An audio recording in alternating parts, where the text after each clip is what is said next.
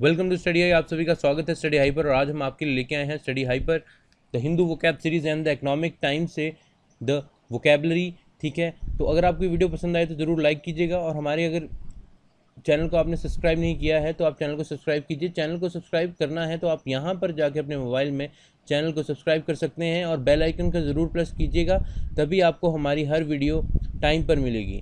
ठीक है, कुछ दिन वोकैबलरी सीरीज़ नहीं आ पाई है क्योंकि कुछ पर्सनल रीज़न से कि उसका फॉर्मेट थोड़ा हमने चेंज किया दोबारा से। ठीक है, इस वजह से वीडियो नहीं आ पाई थी। अब कॉन्टीन्यूस वीडियो वोकैबलरी की डेली अपडेट हुआ करेगी। तो आप जो भी हमारे सब्सक्राइबर थे जिन्होंने वोकैब के लिए हमारा चैनल सब्सक्राइब किया था, उनके लिए एक अच्छी न्यूज़ है, हम दोबारा से वोकैब सीरीज को शुरू कर रहे हैं। तो चलिए देर ना करते हुए शुरुआत करते हैं आज के पहले वर्ड से। पहला वर्ड है कॉमिटी। कॉमिटी एक नाउन है और इसका मतलब होता है सिविलिटी।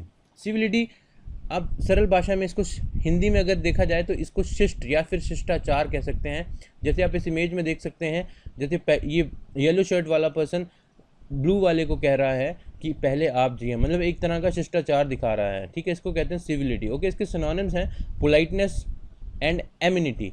ओके, और इसके एंटोनिम्स हैं एनिमिटी एंड हॉस्टिलिटी। ओके, और इसको यूज़ कैसे करते हैं सेंटेंस में, they treated there guest with comity. Okay, तो इंपॉर्टेंट वर्ड है कॉमिटी, इसको ज़रूर नोट डाउन कर लीजिएगा। ठीक है, तो चलिए अगला वर्ड देखते हैं। अगला वर्ड आता है हमारे पास पैराखोइल। पैराखोइल एक एडजेक्टिव है और इसका मतलब होता है इंसुलर। ओके, इसके सिनोनिम्स हैं petty and sectarian. Sectarian, okay, और इसके एंटोनिम्स हैं broad minded and liberal. Okay, और इसको यूज़ कैसे करना सेंटेंस में, the parochial school views are limited to the religious principle of the church that manages it. मतलब पैराकोइल को आप इस तरह से समझ सकते हैं कि जिसमें क्या हो, जैसे कि मुस्लिम है, मुस्लिम के दो सेक्ट बने हुए हैं, एक शिया और दूसरा सुन्नी। ठीक है, तो इस तरह से इस ये जो सेक्ट बने हुए हैं, ठीक है, इनको कहा जा सकता है पैराकोइल। ओके, सेक्ट देखिए, जो अलग अलग सेक्शंस बन गए हुए हैं एक ही धर्म के बीच में, ठीक है, उसको आप क्या बोल सकते हैं, पैराकोइल बोल सकते हैं, जैसे आप इस इमेज में भी देख सकते हैं। ठीक है, तो चलिए अगला वर्ड देखते हैं। अगला वर्ड आता है हमारे पास डिलिट्रियस। डिलिट्रियस एक एडजेक्टिव है और इसका मतलब क्या होता है, इसका मतलब होता है हार्मफुल, मतलब नुकसान पहुंचाने वाला। इसके सिनोनिम्स है डिस्ट्रॉइंग और डिस्ट्रक्टिव। जैसे आप इस इमेज में देख सकते हो कि ये हैमर से अपने ये जो बल्ब है इसको तोड़ा गया है, तो मतलब डिस्ट्रक्टिव है, डिस्ट्रक्शन को शो कर रहा है। ठीक है, डिस्ट्रक्शन को शो करना या मतलब डिस्ट्रक्शन करने वाली चीज़ उसको बोलते हैं डिलिट्रियस। ओके, इसके एंटोनिम्स हैं एडिंग एंड एसिस्टिंग। ओके, और इसको यूज़ कैसे करना सेंटेंस में, no use crying over split milk, already his deleterious activities cost his parents an arm and leg. देखिए, ये हमने अपने आइटम्स एंड फेसेस में कवर अप किए हुए हैं, no use of crying over split milk. इसका मतलब होता है एक्चुअली कि कोई चीज़ हो जाने के बाद, गलत हो जाने के बाद उस पर दुख ना जताना, क्योंकि उस वक्त आपने कुछ नहीं किया जब आपको कुछ करने की ज़रूरत थी। ठीक है, और उसके बाद क्या है, यहाँ पे आप देखते हैं cost his parent arm and leg, मतलब बहुत ही ज़्यादा एक्सपेंडिचर करवाना, खर्चा करवाना, मतलब इतना खर्चा करवाना कि सब कुछ बिक जाना, उसको कहते हैं cost his parent arm and leg. ठीक है, तो डिलिट्रियस का मतलब होता है बहुत ही ज़्यादा नुकसान पहुँचाने वाला। ठीक है, आप पहुंच सकते हैं नुकसान पहुंचाने से भी मतलब पहुंचे, फाइनेंशियली भी यूज़ कर सकते हैं इसे, दूसरे टर्म में डिस्ट्रक्शन के टर्म में भी आप इसे यूज़ कर सकते हैं। तो आप किसी भी तरीके से डिलिट्रियस वर्ड को इस्तेमाल कर सकते हैं। ठीक है, इजी वर्ड है और इम्पॉर्टेंट वर्ड है, ज़रूर इसे नोट डाउन कर लीजिएगा, अपनी कॉपी, एक कॉपी ज़रूर लगा लीजिए, डेली हमारे साथ वोकैब के जो वर्ड आते हैं उनको नोट डाउन कीजिए। ये इम्पॉर्टेंट इसलिए भी हैं क्योंकि देखिए, जितने भी एग्ज़ाम्स होते हैं उनमें जो कॉम्प्रिहेंशन सेक्शन होता है उसमें इस तरह से वर्ड्स को यूज़ किया जाता है कि ऐसे लगता है ये वर्ड हमें पता ही नहीं है, लेकिन हमें उस वर्ड का पहले से मतलब पता होता है लेकिन उसका सिनोनिम नहीं पता होता। ठीक है, इस तरह से वर्ड को पूछा जाता है। तो इसलिए जितना आप रेगुलर रहेंगे इस वाली वीडियोस में, मतलब जो वोकैब में जितना इम्प्रूव करेंगे उतना ही बढ़िया होगा आपका इंग्लिश सेक्शन एग्ज़ाम्स के लिए। तो चलिए आगे बढ़ते हैं। अगला वर्ड आता है डोंट। डोंट का मतलब होता है, पहली बात ये एक वर्ब है।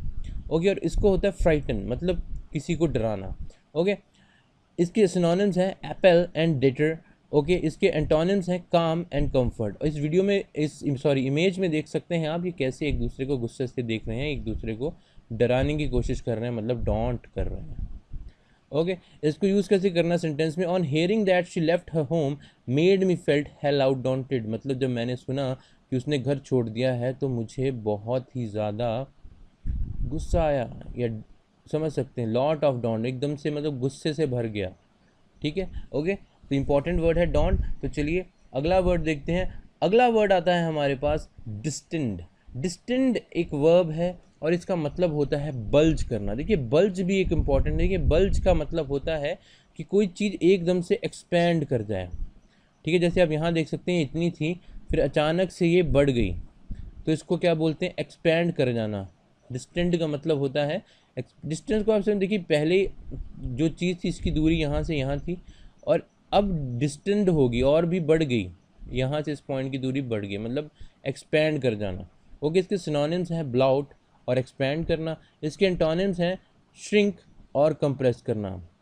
अगर कोई चीज़ एकदम से सिकुड़ जाए वो इसका एंटोनिम है। ओके, इसको यूज़ कैसे करना है सेंटेंस में, excess weight cause his belly to distend, मतलब जब किसी इंसान का पेट बहुत बढ़ जाता है, ठीक है, ज़्यादा किसी का पेट क्यों बढ़ता है, वो इस वजह से बढ़ता है क्योंकि उसमें वेट इंक्रीज होता है, तभी इंसान मोटा दिखाई देना शुरू होता है। ठीक है, इसी वजह से। तो ये आप समझ सकते हैं डिस्टेंट का मतलब। ओके, इंपॉर्टेंट है। तो चलिए अगला वर्ड देखते हैं। अगला वर्ड आता है हमारे पास एनलमेंट।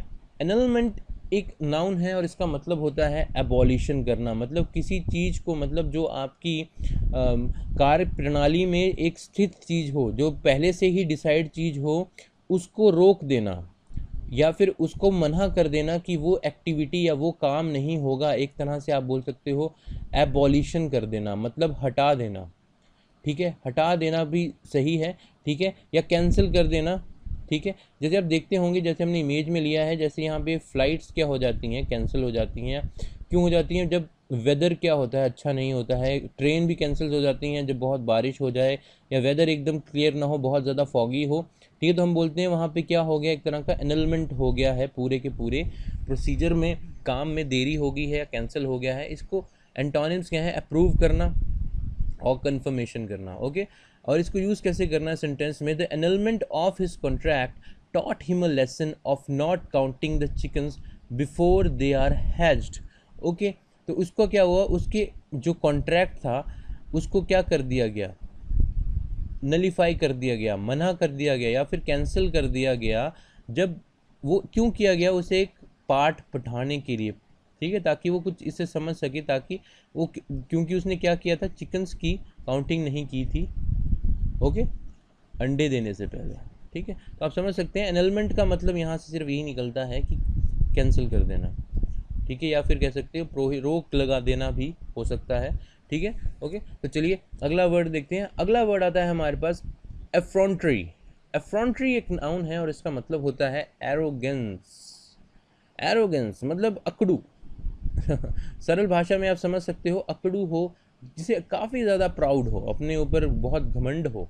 ठीक है, जैसे आप इस इमेज में देख सकते हैं, ये पर्सन अपने आप को बहुत शहनशाह टाइप समझता है।